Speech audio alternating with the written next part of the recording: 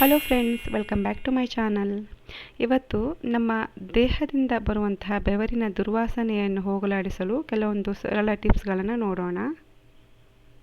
ಮೊದಲಿಗೆ ದೇಹದಿಂದ ದುರ್ವಾಸನೆ ಬರಲು ಕಾರಣಗಳನ್ನು ನೋಡೋದಾದರೆ, ಕೆಲವರಿಗೆ ಎಷ್ಟೇ ಸ್ನಾನ ಮಾಡಿದರೂ ದೇಹದ ದುರ್ವಾಸನೆ ಹೋಗೋದಿಲ್ಲ.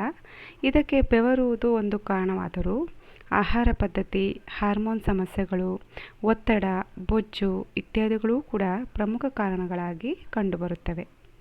ಕೆಲವರು ತಮ್ಮ ದೇಹದ ವಾಸನೆಯನ್ನು ನಿರ್ವಹಿಸಲು ಸುಗಂಧ ದ್ರವ್ಯ ಅಂದರೆ ಪರ್ಫ್ಯೂಮ್ಗಳನ್ನು ಬಳಸುತ್ತಾರೆ.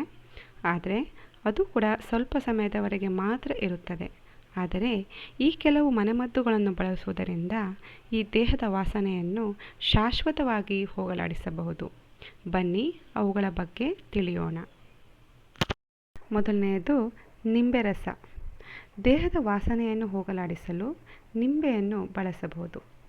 ಹೆಚ್ಚಾಗಿ ಬೆವರುವ ಜಾಗಕ್ಕೆ ನಿಂಬೆ ರಸ ಹಚ್ಚಿ ನಂತರ ಎಂದಿನಂತೆ ಸ್ನಾನ ಮಾಡಿ. ನಿಂಬೆ ರಸದಲ್ಲಿರುವ ಆಮ್ಲೀಯತೆಯು ದೇಹದ ವಾಸನೆಯನ್ನು ಹೋಗಲಾಡಿಸುತ್ತದೆ. ಎರಡನೆಯದು ತೆಂಗಿನ ಎಣ್ಣೆ. ತೆಂಗಿನ ಎಣ್ಣೆಯನ್ನು ನಿಮ್ಮ ದೇಹದಾದ್ಯಂತ ಅಥವಾ ಹೆಚ್ಚು ಬೆವರುವ ಸ್ಥಳಗಳಲ್ಲಿ ಹಚ್ಚಿ ಮತ್ತು 20 ನಿಮಿಷಗಳ ನಂತರ ಸ್ನಾನ ಮಾಡಿ. ಇದು ಬೆವರಿನ ವಾಸನೆಯನ್ನು ಹೋಗಲಾಡಿಸುತ್ತದೆ ಮತ್ತು ದೇಹದಲ್ಲಿ ಬ್ಯಾಕ್ಟೀರಿಯಾದ ಬೆಳವಣಿಗೆಯನ್ನು ತಡೆಯುತ್ತದೆ. ಮೂರನೆಯದು ಬೇವು.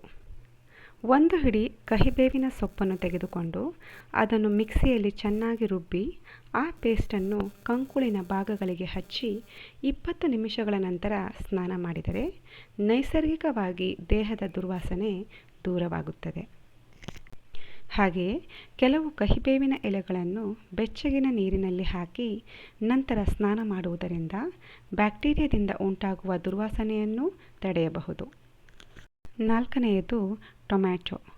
ಟೊಮ್ಯಾಟೊವನ್ನು ನುಣ್ಣಗೆ ರುಬ್ಬಿ ಪೇಸ್ಟ್ ಮಾಡಿ ಅಥವಾ ಅದರ ರಸವನ್ನು ವಾಸನೆ ಬರುವ ಜಾಗಕ್ಕೆ ಹಚ್ಚಿ 15-20 ನಿಮಿಷಗಳ ನಂತರ ತೊಳೆಯಿರಿ.